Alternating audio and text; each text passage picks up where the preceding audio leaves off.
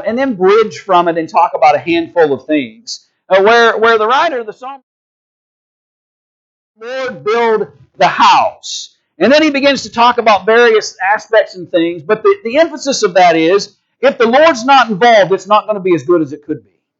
That if the Lord is not behind it, if the Lord's purposes are not behind it, if the Lord's will is not securing it, then it's not nearly going to be what it could be. I know on several occasions people come to visit us at our home, and they talk about what a nice home it is that we live in. And my initial statement all the time is, you ought to know these fellas, Brad and Ed Long, who built this house that we have such an opportunity to live in, and appreciate who built that house makes you appreciate even more the opportunity to get to live in that house. When the Lord builds the house, there's something special about that. When the Lord builds the house, there's something privileged about that and blessed about that, and we should appreciate that. And I want to look at it from about 5 different areas with you tonight, that if the Lord builds the house in these areas, we'll improve our life in general. If the Lord builds our families, then we'll have good family life. Doesn't mean they'll be perfect. It doesn't mean they won't be flawed at times. Doesn't mean they won't have a challenge or two to have to overcome.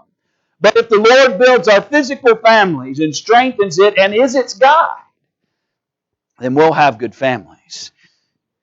Maybe we want a good career. Well, if the Lord builds the career with us and He's involved in our life, in our pursuits, then greater things can come. Maybe we're looking for safety and security. Well, if the Lord builds the house, we'll have the kind of safety and security that we're seeking. Maybe we want a growing church. Maybe we want a church that thrives and is alive and active in pursuing growth.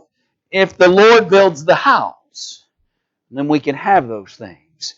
And maybe at the end of the day, I just want to be able to live a quiet and peaceable life. Isn't that what the New Testament writer encourages us to appreciate? The idea to just give me, Lord, just a quiet and peaceable existence here upon your earth, and let me to appreciate those things. And again, if the Lord builds the house, we can have these things. But the psalmist kind of makes sure that we understand that unless the Lord builds the house, maybe these things may elude us at time to time. So let's look at these together this evening and examine how it is that when you interject God into the equation, these things gain benefit. Now you notice in Psalm 127 and verse 3, he said, as it was read for us a moment ago, that behold, children are a heritage from the Lord. The fruit of the womb is a reward. And that's an important concept for us to understand. That children are a heritage that come from the Lord. There may be times where we wonder, are they really coming from the Lord or not? But they are.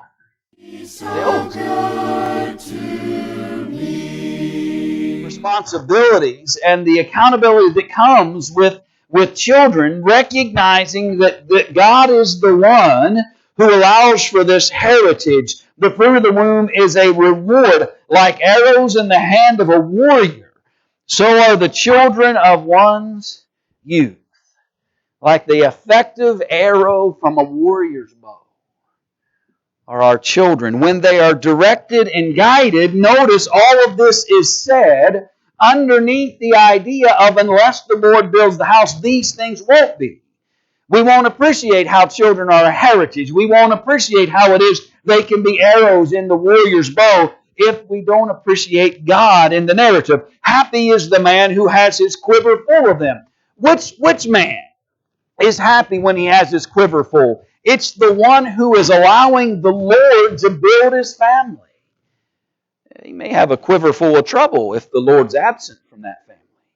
He may have a quiver full of heartache and discontent and challenge if the Lord isn't building, if the Lord isn't the center of that picture. And so if we want good families and we want our quiver full of happiness that comes from it, then recognize that heritage, the reward that it brings, and that God must be at the center. In fact, not only at the center, but God must be at the forefront of our families and our relationships. If God is first, then family, we'll have good families. Not perfect families, not flawless families, not completely trouble-free families. But if God is first, then family coming after, then we can maybe have the kind of family relationships that we would desire to have in this life. Let's look at a couple of passages. Let's go to Matthew chapter 22 and verse 37. In Matthew chapter 22 and verse 37, notice the statement of Jesus. Jesus said to him, well, let me back you up one. Verse 36, Teacher, here's the question. Teacher, which is the great commandment in the law? And so understand what Jesus is about to say is framed by the question that was asked. What is the great commandment in the law? And Jesus says to him, You shall love the Lord your God with all your heart, with all your soul, and with all your mind. Our first priority in all relationships must be God. You shall love the Lord your God with all your heart, with all your soul, with all your mind. And then he says, then the second is like it, you shall love your neighbor as yourself. On these two commandments hang all the law and the prophets. But may I suggest to you that we will never love our neighbor as we should if we first don't love the Lord with all our heart and with all our soul and with all our mind. If God is not the priority, if God is not the center, if God is not first on that list, we will never accomplish the rest of this thought. Again, I suppose all of us would like to have good, positive family relationships. We'd like to have relationships within the family structure that are conducive for positive things and that you've got good relationship between parents and children to parents. And then as our parents may be aged, that our grandchildren to all of those things that we would like to have require, I believe, for us to first and foremost love the Lord our God with all our heart and all our soul and all our mind. And when you can get a family to do that, when you can get a family of people to first love the Lord their God with all their heart and soul and mind, imagine how much better those other relationships will be. Good families, good Bible families, that definition could vary, I suppose, depending on who you're talking to. We'll love the Lord first. Notice chapter 10, verse 37. Chapter 10 and verse 37. It's powerful. Jesus says, He who loves father or mother more than me is not worthy of me. And he who loves son or daughter more than me is not worthy of me. I believe the Scriptures illustrate to us a valuable lesson of how it is that our willingness to dedicate ourselves in priority to God first is an evidence to how it is that we'll maintain other priorities in life that come after God does. And sometimes we can have mixed priorities where we're elevating the human relationship over and above our relationship with God. And I believe that to be a mistake. Number one, it's a mistake because God says I must be first. And so if we wanted to argue it from that standpoint, then we could understand it that way. But I believe it to be a mistake because it doesn't help us in the long run as much as maybe we think it is. Sometimes so much emphasis on the human relationship is given and God is forgotten about, and then troubles come and that family has nowhere to look because they've never really anchored themselves in their relationship with God first. A challenge comes, a problem comes, and they wonder how it is we're going to find resolve. How are we going to find answers to this? How am I going to strengthen this circumstance? But they've alienated God from the equation, so now where do they look? Good families strive to honor God first. Unless the Lord build the family, it will not be nearly what it could be. Unless the Lord build the house. But let's look at some other things. Maybe we'd like to have a good career. Who wouldn't, right? Who doesn't in some ways want to be successful, have a career that's satisfying, have a career that provides in a manner in which you would like for you and your family and all of those things?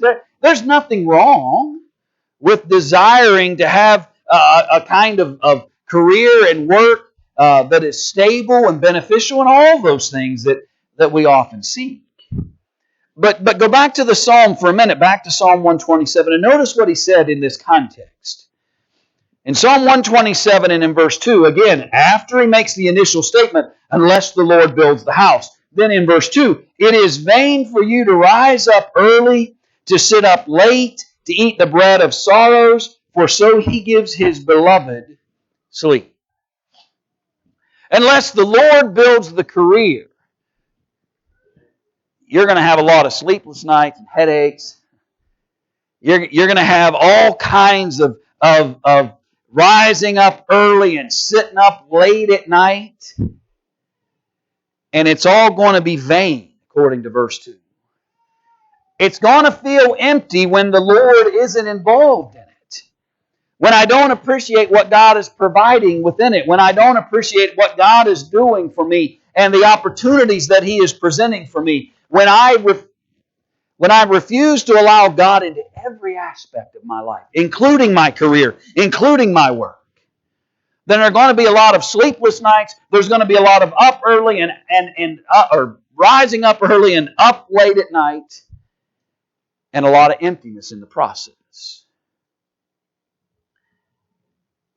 You know, sometimes even a bad job can feel better when I get up every day and say, you know, Lord, this may not be the work I want to do forever, but thank you for the work that I have to do today. This may not have been the career choice that I would have made. This may not be my dream job. This may not be what I had always thought about, what I had in front of me. But Lord, thank you for the blessings of the day. And thank you for what's in front of me today. And maybe those late nights or those early mornings, those busy days won't feel so challenging and won't feel so overwhelming and empty when we start that with a recognition and an appreciation for what God brings. If God is first, then career, we'll have good careers. If God builds that house, then it will be strengthened and benefited. Notice a couple of other passages. Notice Ecclesiastes chapter 2. Ecclesiastes chapter 2 and in verse 26.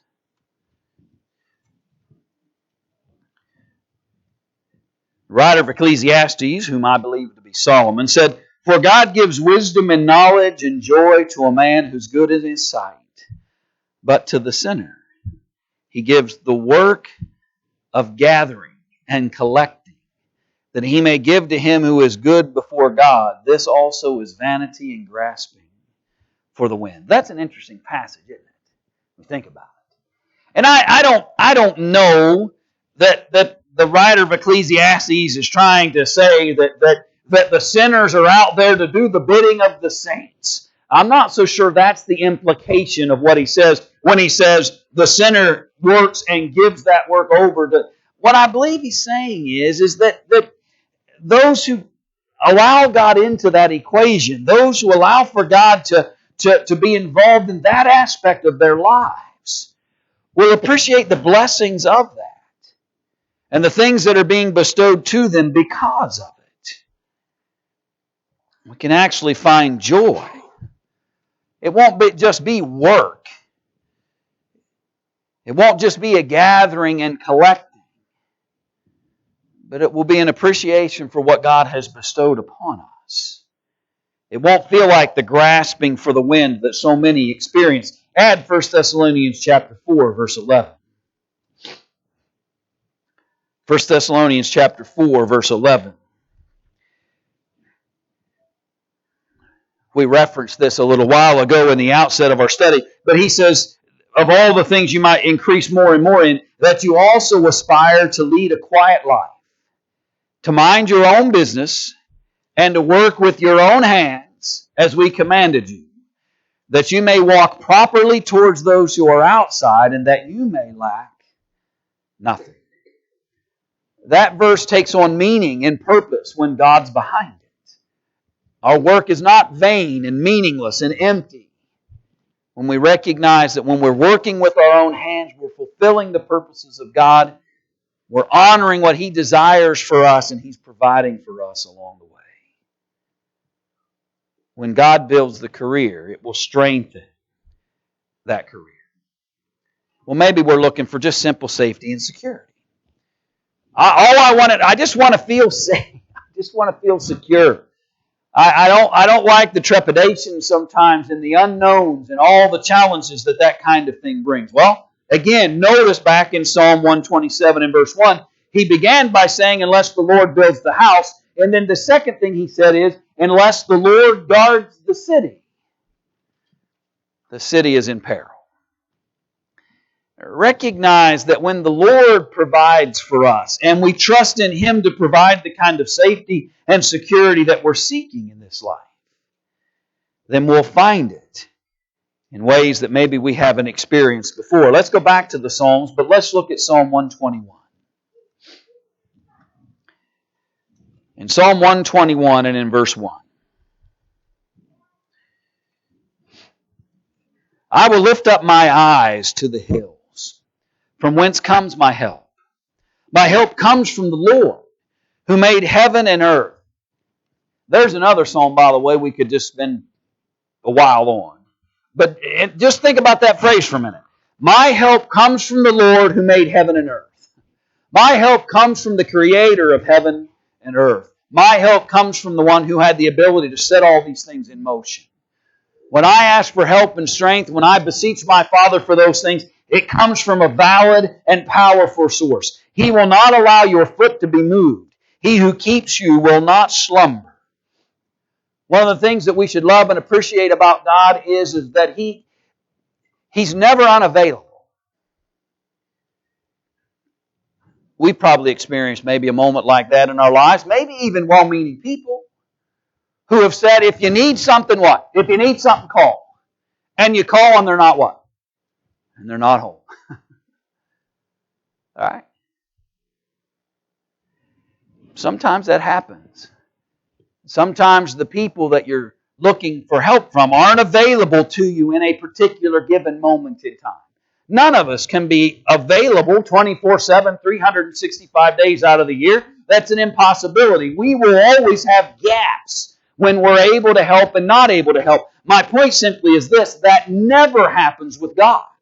God never slumbers. He's never asleep. There's never a moment where He's unreachable. There's never a moment where He cannot be beseeched and request that He provide for us security and safety in challenging moments. He's always there. Behold, He who keeps Israel shall neither sleep nor slumber. The Lord is your keeper. The Lord is your shade at your right hand. The sun shall not strike you by day, nor the moon by night. The Lord shall preserve you from all evil. He shall preserve your soul. The Lord shall preserve your going out and your coming in from this time forth and even forevermore. Again, it's poetic. The psalmist is writing something that they would sing in praise to God. But the sentiment is clear. The Lord provides genuine security and safety. The Lord is the preserver if we'll let Him bring that strength to us. And when our life seems shaky and when we feel like we're not on very solid ground and we wonder how it is I'm going to be able to muster the strength and courage to move from this moment to the next, then remember who it is that's watching those steps. Remember who it is that's leading and guiding and strengthening. When the Lord is engaged in our safety and our security and our strength, then we can be no stronger than what the Lord provides. So maybe it's a good family we're looking for. Maybe it's a career we're looking for. Maybe it's safety and security that we're looking for, all of which come in a greater way when the Lord builds it and strengthens it. But let's talk for a little bit about what about a congregation of people. A local church who's seeking growth, who's seeking to strengthen itself, wants to grow first spiritually, numerically, in whatever fashion you want to have the discussion. And one of the challenges we have is to recognize that there needs to be an understanding of a balance between what is our responsibility and what God provides in that equation. Because sometimes I'm convinced that our problem is we've determined that we are the primary in that conversation. That what we do is primary in the process of growth, and that God will kind of just help us along the way. And we've got that in reverse. We've got to refocus upon God as the primary and then see what it is that He's asking me to do to help fulfill the purposes and work that He has in mind. Unless the Lord is behind it, the church will never grow. And it can grow leaps and bounds numerically and still not be any stronger than it had been before. The Lord has to be behind that growth. Notice 1 Corinthians chapter 15. 1 Corinthians chapter 15 and verse 58. Yes, it's going to take some work and effort on our part. In 1 Corinthians 15 and verse 58, therefore, my beloved brethren, be steadfast, immovable, always abounding in the work of the Lord, knowing that your labor is not in vain. Now notice that's a qualified. Your work, your labor is not in vain in the Lord. When the work is about us, that's not in the Lord. Therefore, it doesn't have the promises of verse 58 of 1 Corinthians chapter 15. When the work is about God, when the work is about His purposes, when the work is about fulfilling what God has outlined for us, when the work is about serving and honoring the Lord, then He is behind that and will make us immovable. He'll make us to abound in that work. He will provide what is necessary. The focus in that phrase is in the Lord. When God is behind it. Hebrews chapter 6 and verse 10. Hebrews chapter 6 and verse 10.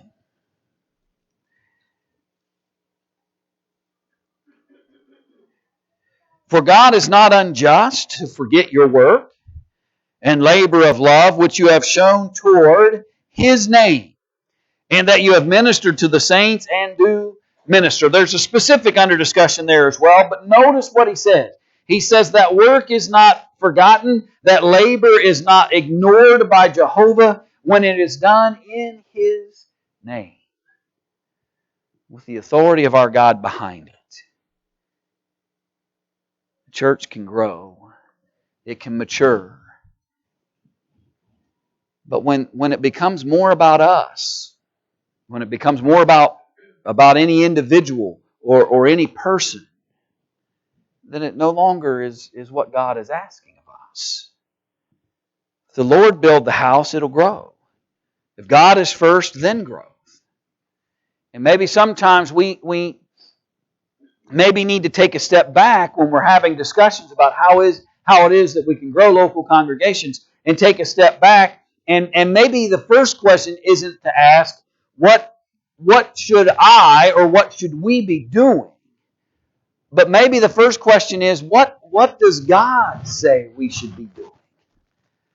What has God taught us about reaching the lost? What has God taught us about sharing the message of Jesus? What has God educated and led us to understand about how it is that we can strengthen our congregation and grow as a congregation?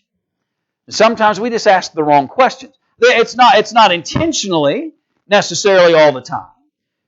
But sometimes we're just asking the wrong kinds of questions. Our focus is in the wrong direction. And we're constantly kind of looking around wondering what I'm not doing right or what we're not doing right. And we're getting human answers to that. When maybe we need to spend more time going back and kind of looking, what has God said? That is our mission, our purpose, our goals. What should we be focused on? And let God build the house again. Let the Lord build our house and strengthen and let us grow. Let's look at a couple other passages. Notice 1 Corinthians chapter 3, verse 6.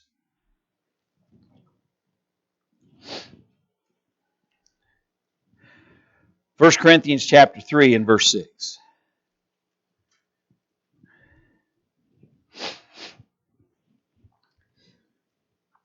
Paul's dealing with Corinth, and there are lots of issues going on.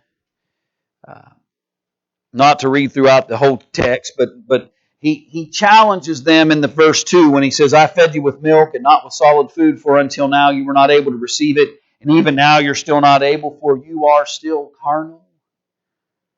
You're still thinking like the world. I'd love to talk to you about spiritual things. I'd love to really get your mind focused upon what spiritual things are all about. But I'm still having to feed you the milk of the Word because your minds are still carnal. You still think too fleshly. I can't get you there yet, basically, Paul says. And notice that apparently one of those carnal kinds of mindsets was jealousy over who had the greatest impact or influence, or maybe even whose baptisms had the greatest weight of prestige based on who it was that had administered it. Notice the conversation. He says, for when one says, verse 4, I am of Paul, and another, I am of Apollos, are you not carnal? When your emphasis is about whether it was Apollos or whether it was Paul that happened to immerse you, he says, your minds are still fleshly, and I can't communicate the spiritual things I'd like with you. Who then is Paul? Who's Apollos? But ministers through whom you believed, as the Lord gave to each one. I planted, Apollos watered, but God gave the increase. I'm just a man. Apollos is just a man. We are mere ministers in the purpose and work of Jehovah, the real giver of increase, the real one that deserves all credit and all faith and is behind the real work that is happening is God. So then neither he who plants is anything, nor he who waters, but God who gives the increase.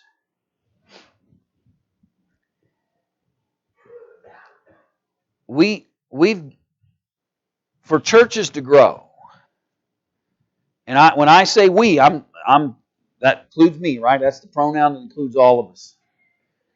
We need to quit worrying about who gets credit for what, and just do the work. We've got to quit worrying about whether the individual gets the right kind of praise and credit.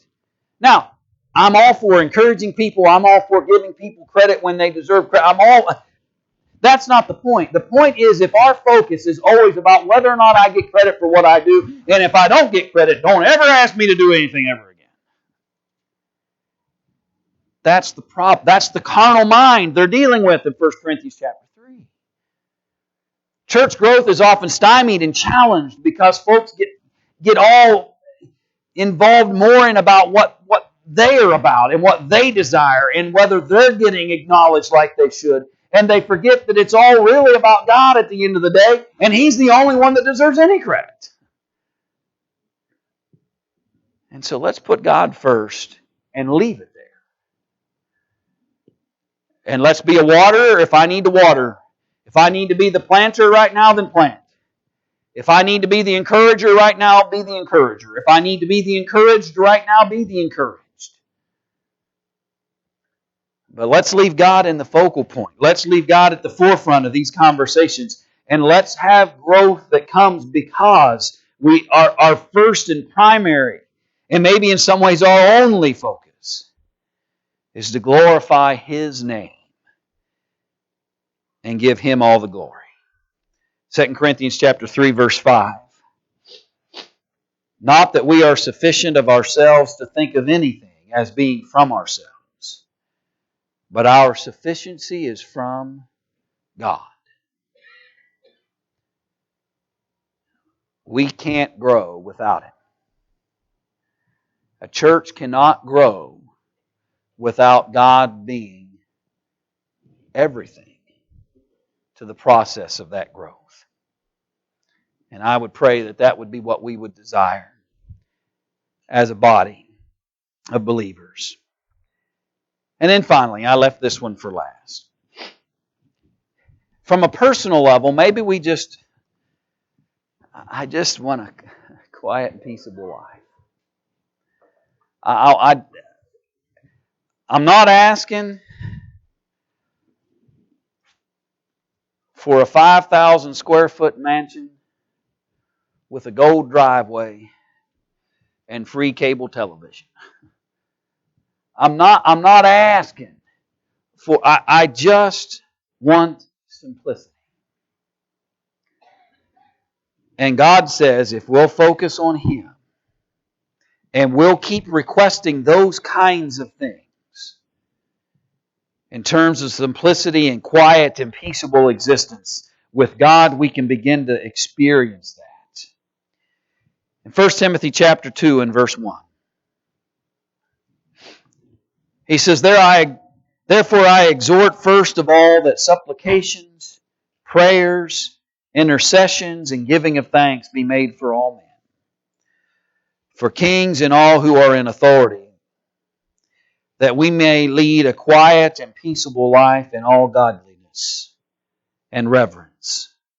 For this is good and acceptable in the sight of God our Savior.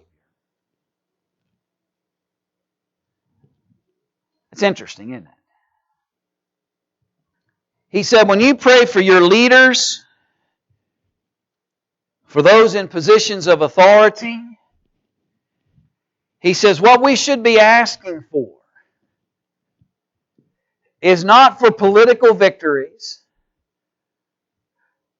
We shouldn't be asking them to fulfill what we think is right or wrong in certain. But he said you need to simply be asking that you can continue to lead a quiet and peaceable life in godliness and reverence. This is what's good and acceptable in the eyes of God. At the end of the day, really, that's all we need. Lord, if I can live a quiet and peaceable life, and I believe what he means by that is not just I find a hole somewhere and I can crawl in it and just stay, although there are days, right? But what he's trying to say is that when we reverence God, we're allowed to do that in quiet and peace. When we honor our God, we can continue to do that in quiet and peace. When we reverence Him, when we live godly lives, it's good and acceptable in the sight of God for us to be able to have the ability to do that in quiet and peace. And so let's pray more and more about that. Let's petition the Father more. I can't even pick a political thing to say because I'll offend somebody no matter which side of the equation I go on. But just remember, the next time you pray, remember what God said here. And I'm going to pick one, just to pick one. But if my prayer is, Lord, make sure I can keep my gun,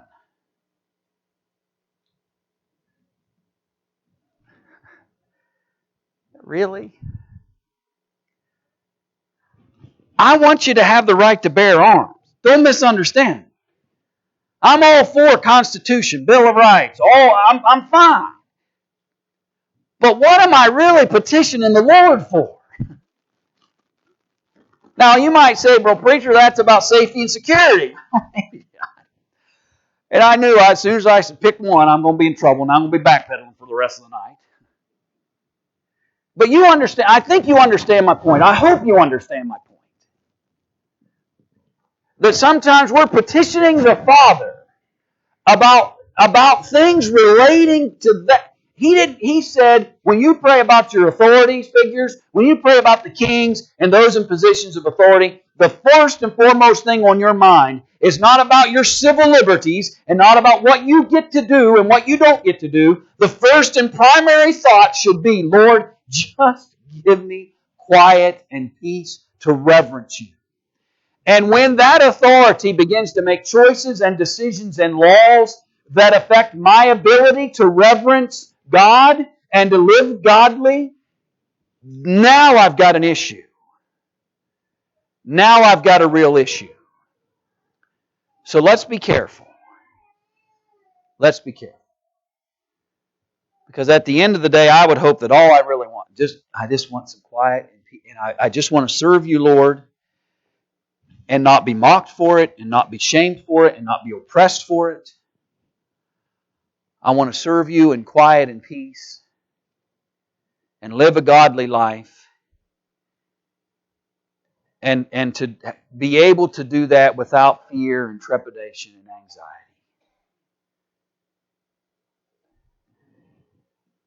And if I get to have all those other civil liberties along with it, then great. But what do I really want? What do I really want? And I would hope that ultimately we'd recognize that when the Lord builds our personal house, and He gives us the opportunity to be His child quiet and peaceably, when He gives us the opportunity to serve Him in that, then honor that, appreciate it, be thankful for it. And let's let Him build every aspect of our lives together. You may be